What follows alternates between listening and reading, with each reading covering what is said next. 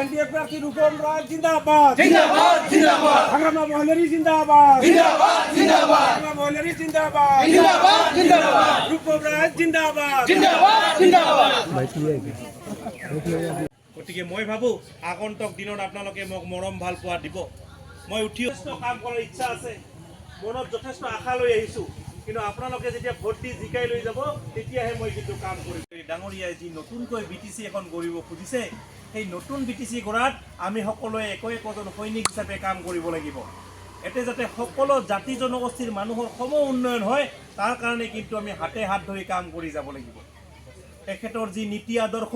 যি পৰিকল্পনা যে প্ৰতিটো অঞ্চলৰ ৰাইজৰ উন্নয়ন হওক সেই উন্নয়নৰ কাৰণে কিন্তু আমি চিন্তা কৰিব লাগিব আৰু 9 তাৰিখে যি নিৰ্বাচন হ'বলৈ গৈ আছে অসম বিধানসভাৰ যি নিৰ্বাচন হ'বলৈ গৈ আছে তাত কিন্তু এনডিএৰ পাৰ্টি হিচাপে বিপিএফ দলৰ পাৰ্টি হিচাপে মোক ইয়াৰ পৰা আপোনালোকে বিপুল ভোটত জয়ী কৰি লৈ যাব লাগিব ঠাইত আমি নিৰ্বাচনী প্ৰচাৰ কৰি আছো আমতলিতো আহিছো আমতলি ৰাইজে যথেষ্ট মৰম দিছে যথেষ্ট ভাল পোৱা দিছে হাগ্ৰামা মহিলাই ডাঙৰীয়া যি সম উন্নয়ন সম বিকাশৰ ক্ষেত্ৰত সকলে সহযোগী হৈ কাম কৰিবলৈ ওলাই আহিছে মই যি দেখিছো আগন্তুক আমি 9 তাৰিখৰ নিৰ্বাচন আৰু 4 মেৰ ৰিজাল্টলৈ বাট চাই আছো ৰাইজে যথেষ্ট মৰম দিছে আৰু হাগ্ৰামা মহিলাই ডাঙৰীয়াৰ যি নীতি আৰু উন্নয়ন এই উন্নয়নক প্ৰতি লক্ষ্য ৰাখি বিপিএফ দলক ভোট দিবলৈ ইতিমধ্যে ৰৈ আছে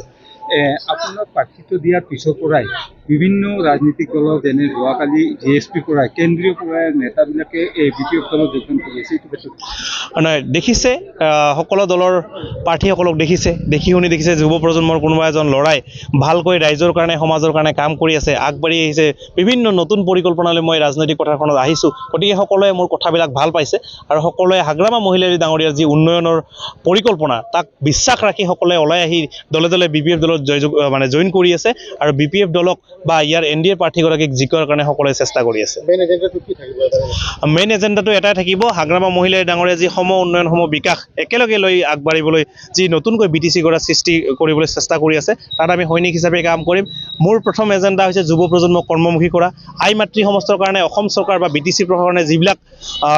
আঁচনি লৈ আছে সেই আঁচনিসমূহ যাতে আমি সঠিক ৰূপায়ণ কৰিব পাৰোঁ আৰু আমাৰ বাহিৰত থকা ভাই বন্ধুসকলক ঘূৰাই আনি পেলাই যাতে ইয়াতে কৰ্মসংস্থাপনৰ ক্ষেত্ৰত আমি আগভাগ ল'ব পাৰোঁ সেইটো মূল ইছ্যুলৈ মই আগবাঢ়ি আছোঁ